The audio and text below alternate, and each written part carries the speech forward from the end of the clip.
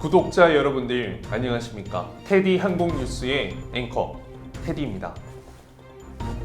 지난 1월부터 지금까지 항공사 관련한 주요 뉴스들을 가장 정확하고 간략하게 그리고 무엇보다 알기 쉽게 전달해 드리겠습니다. 첫 번째 뉴스입니다. 길어지는 코로나 악몽, 항공산업 개편으로 제도약에 나서야 한다라는 기사입니다. 실제로 코로나가 소위 독감 혹은 감기와 같은 토속 질병으로 분류가 될 것이라는 전망이 많이 나오고 있습니다. 이 때문에 그런지 전 세계 각국의 관광여행 국가들이 그 문을 열고 있는데요. 지금 국내 항공사에는 대한항공과 아시아나항공 기업 결합 심사에 있어서 굉장히 중요한 화두가 있기 때문에 이에 대한 항공산업의 재개편을 빠르게 시행해야 한다는 이야기가 많습니다. 올해도 코로나 불확실성이 지속되지만 이런 대한항공, 아시아나항공 기업 결합 및 항공산업 구조 개편을 통해 포스트 코로나 속에서 재도약을 위한 발판이 될 것이다. 이로 인해서 여행 수요는 급증할 것이고 이에 대한 확실한 공급을 통해서 항공산업이 다시 한번 재도약을 할 수 있는 기회가 될 것이다 라는 관련된 뉴스였습니다. 자, 다음 뉴스입니다. 대한항공이 매출 10조, 영업이익 1조 클럽에 다시 한번 재입성하는 것에 있어 바로 그게 코앞에 왔다라는 기사입니다. 화물 운송 쪽에 적극적으로 매진한 우리 대한항공이 지난해 매출 9조 원, 영업이익 1조 원의 호실적을 냈다라고 합니다. 가파르게 상승한 화물 운임이 지난해 실적에 훈풍을 불어넣어서 실제 대한항공 올해 연매출이 10조, 영업이익 1조 클럽에 재입성할 가능성이 높아지고 있다 하고요. 실제로 이 때문에 대한항공 내 성과급이 이래 없던 큰 금액으로 많은 직원들에게 나누어질 거다라는 이야기도 많이 나오고 있습니다. 실제로 이런 트렌드에 따라서요. 대한항공뿐만 아니라 아시아나 항공 또한 화물 운송 사업에 집중하여 흑자를 기록하였고 또 이에 발맞춰 티웨이항공, 제주항공, 에어프레미아 등등 여러 항공사에서도 화물 운송 사업에 집중하고 있습니다. 이를 통해서 앞으로 코로나가 포스트 코로나로 지속되든 코로나가 종식되든 새로운 또 다른 위기에 대응하기 위해서는 여러 항공사들이 사업에 다각화를 집중해야 한다는 것. 화물 운송, 정비 그리고 또 다른 매출을 이끌 수 있는 그런 캐시플로우를 만들기 위한 노력. 그 인프라가 참 중요하지 않을까. 또 기업의 경쟁력으로 이어지지 않을까 생각합니다. 자, 다음 뉴스는 아시아나항공 2년 만에 하와이 노선 주 4회 운항한다 라는 기사입니다. 세계적으로 너무 유명한 신혼여행지이자 휴양지이죠. 니가 가라 하와이. 제가 이전에도 이거 개그 쳤었나요? 하와이의 경우에는요. 입국 시 필요한 서류는 간소화되어서 코로나 백신 접종 완료 영문 증명서 그리고 미국으로의 출발 이전 1일 이내에 코로나 CPR 음성 확인서만 보여줄 수 있다면 별도 격리 없이 바로 여행을 즐길 수 있다고 합니다. 실제로 주 4회 아마 이전에도요. 아시아나항공이 하와이 호놀룰루를 주 4회 정도 운항했던 걸 생각하면요. 확실히 그 수요가 높아지고 있다는 것을 증명하고 있는 것 같습니다. 그리고 시장 동향을 살펴서 7월부터는 매일 1회씩 이렇게 증편도 예상하고 있다 하네요. 하와이 정말 가고 싶습니다. 거기에 있는 햄버거가 진짜 맛있습니다. 자, 그리고 항공사 특히 LCC 항공사에 좋은 뉴스가 떴죠. 앞으로 이제 3년까지 LCC 항공사의 고용유지 지원금을 보장하겠다. 아직 확정은 아니지만 그쪽으로 가닥이 잡힐 것 같다라는 뉴스 기사가 떴습니다. 가장 최근에 무급휴직 신청하세요. 항공업계, 보릿고개, 노선 속으로 이런 뉴스 기사가 있었는데 결국에는 승무원들이 좀 근무할 수 있는 상황이 아니다 보니 무급휴직을 좀 신청해야 된다. 그리고 고용유지 지원금이 끊기게 되면 정말로 급여를 하나도 받지 못하게 되는데 이런 어려움, 불안감이 계속해서 있었는데 이번에 정부가 이런 결정을 좀 하게 될 가능성이 높아지면서 LCC의 입장에서는 좀 한시름 놓게 된 계기가 되지 않을까 싶습니다. 사실상 고용유지 지원금이 제공이 된다면 항공사의 채용이 어렵습니다. 근데요, 조건이 있습니다. 기존과 전혀 규모가 다르지 않고 운영하는데 문제가 없는데 추가 채용은 불가능합니다. 하지만 항공사의 경우에는 채용을 해야 되는 여러 가지가 있겠지만 크게는 두 가지. 새로운 신규 항공기 도입 그리고 새로운 노선 추가 확장을 통해서 스케줄이 증편되며 필요 인력이 추가되는 경우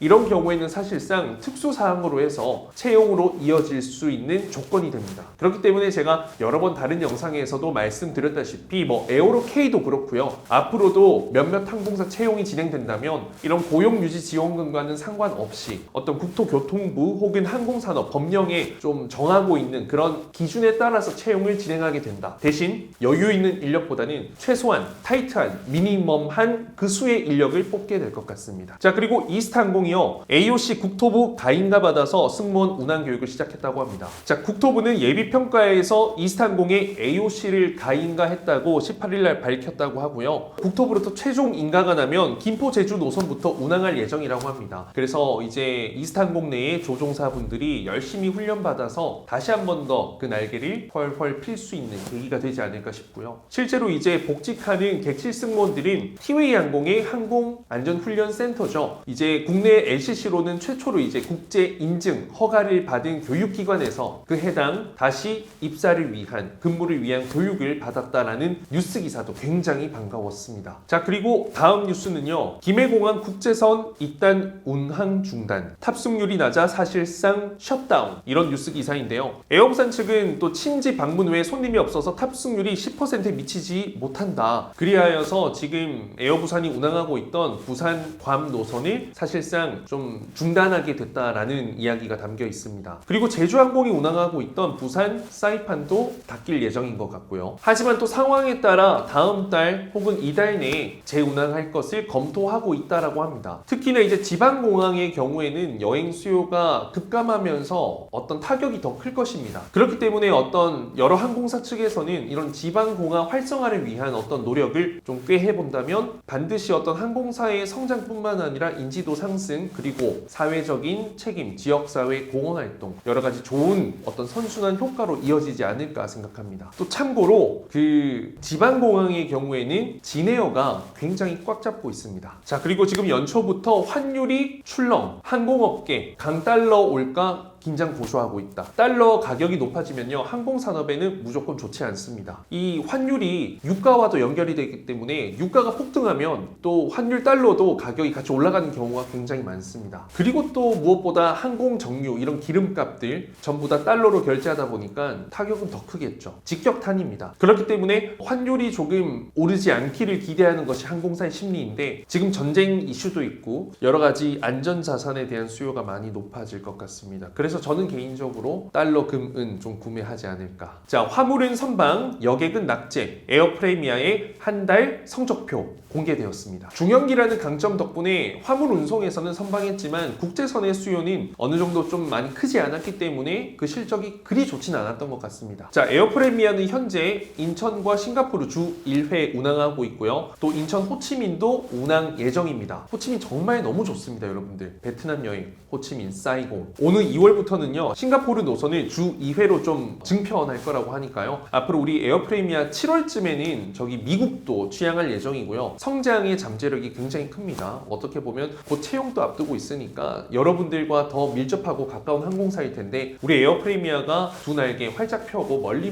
날아가면서 돈도 많이 벌 수 있도록 여러분들 함께 기도 부탁드리겠습니다. 자, 대한항공, 제주항공은 항공기 도입을 속도 미루고 있는데 티웨이 항공은 여객기 속도 도입에 박차를 가하고 있다. 관련 기사를 좀 말씀드리겠습니다. 이제 티웨이 항공은 올해 5대를 도입한다고 합니다. 330 3대, 737 맥스기 2대. 자, 그런데 이제 뭐 5대라고 해서 온전히 5대는 아니고요. 반납했던 2대 대신에 737 맥스기가 들어오는 겁니다. 실제로 이제 항공산업이 굉장히 어려운 상황 속에서 새로운 항공기를 도입한다는 것은 항공사 입장에서 굉장히 리스키한 상황인데, 그럼에도 강행하는 이유는요, 이 위기를 기회로 만들기 위해서일 거라고 봅니다. 예전에 IMF 때인가요? 그때 이제 전 세계 경제 좋지 않고 우리나라 정말 힘들었지만, 그때 대한항공이 737 기종을 대거 도입해서 이 어려움이 끝났을 때 빗발치는 그 항공 수요를 유일하게 쳐낼 수 있는 항공사가 되어서 아시아나항공과의 격차가 극도로 벌어지게 된 계기가 되었습니다. 티웨이 항공 또한 이러한 새로운 이 중대형기 도입을 통한 적극적인 이 확장을 통해서 더 높은 수요를 빠르게 흡수하고 성장할 수 있는 계기가 되었으면 하고요. 또 티웨이 항공의 채용 또한 간절히 기대하고 있습니다. 자, 그리고 항상 뉴 스탠다드, 새로운 기준을 제시하는 제주항공에서요, LCC 최초로는 화물기를 도입했다고 합니다. 아무래도 화물 운송 산업을 통해서 나오는 매출이 굉장히 크다 보니까 제주항공 또한 여객 수요에만 기대지 않고 이런 새로운 사업에 좀 도전장을 크게 내민 것 같아 보입니다. 앞서 말씀드렸다시피 LCC항공은 이렇게 사업의 다각화를 통해서 앞으로 있을 잠재적인 위기 상황 속에서도 매출을 극대화할 수 있는 그 노력을 해야 된다라는 부분을 다시 한번 말씀드리고 싶고요. 제주항공 관계자 여러분들 정말 최고. 자, 그리고 티웨이항공 본사가 대구로 이전된다고 하는 뉴스 기사입니다.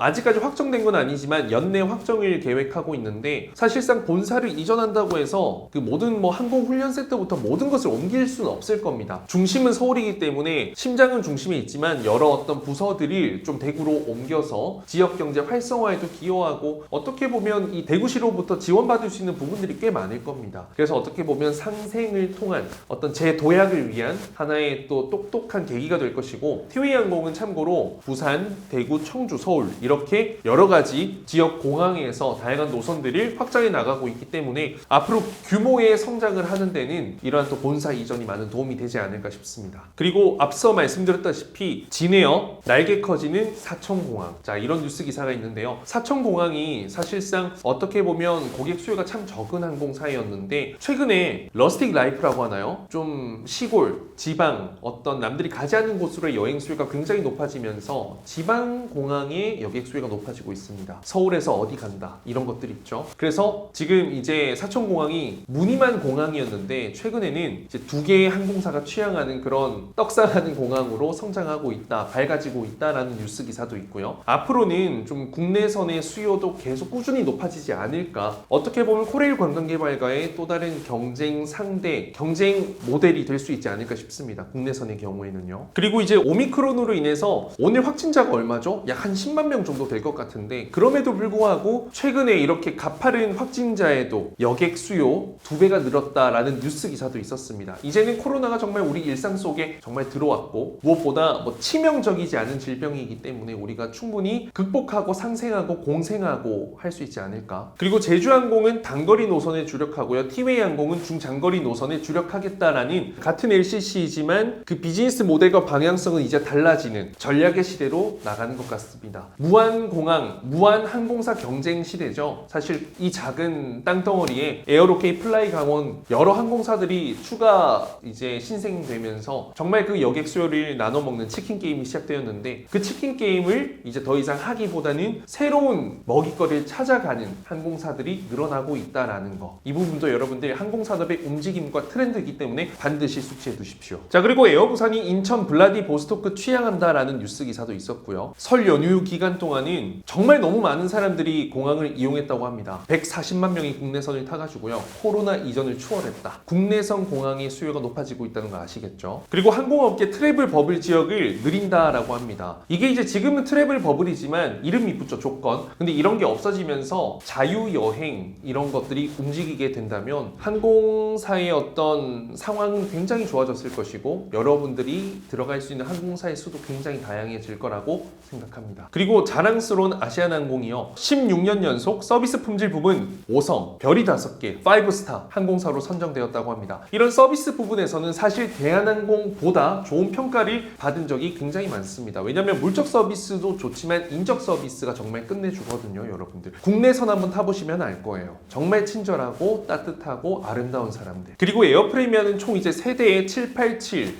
드림라인 항공기가 도입되는데, 그 첫 번째 항공기를 통해서 화물 사업에 뛰어들어서 굉장히 호조적인 실적을 얻었다라는 뉴스 기사도 있었고요. 총 281톤의 화물을 수송했다고 합니다. 그리고 또 최종적으로 마지막 아쉬운 뉴스는 LCC 항공사가 이제 전년도랑 비슷하게 실적이 좋지 않아서 암울하다라는 것이었는데요. 아마 예상컨대 올해가 마지막일 것 같습니다. 올해가 마지막이라고 해서 내년까지 끌어간다라는 것은 아닐 것 같고요. 올해 안에 모든 게 정리되고 끝나고 일상으로의 회복과 돌아감이 이루어지지 않을까 싶습니다. 많은 항공사들이 힘들었고, 그리고 앞으로 잠시 더 힘들겠지만 이제부터는요, 도생입니다. 각자 도생. 어떤 전략으로 어떻게 항공사를 운영하느냐에 따라서 그 판도가 많이 바뀔 것이고, 많이 준비된 항공사들은 하늘을 날아오를 것이고, 그렇지 못한 항공사는 계속해서 침체될 것 같습니다. 실제로 LCC 항공사의 내부 관계자에 따르면 코로나가 이제 정상화됐을 때를 대비하여서 시스템적으로 모든 것을 거의 원상 복구화가 되고 많은 것을 준비하고 있다라고 합니다. 심지어 채용도 아마 이루어지지 않을까라고 예상하고요. 물론 공식적인 것은 아니지만 여러분들에게 막연한 희망을 드리기보다는 이런 상황이다라는 것을 좀 온전히 전해드리고 싶습니다. 이상 항공 테디 뉴스 마치도록 하겠습니다. 시청해 주셔서 감사합니다.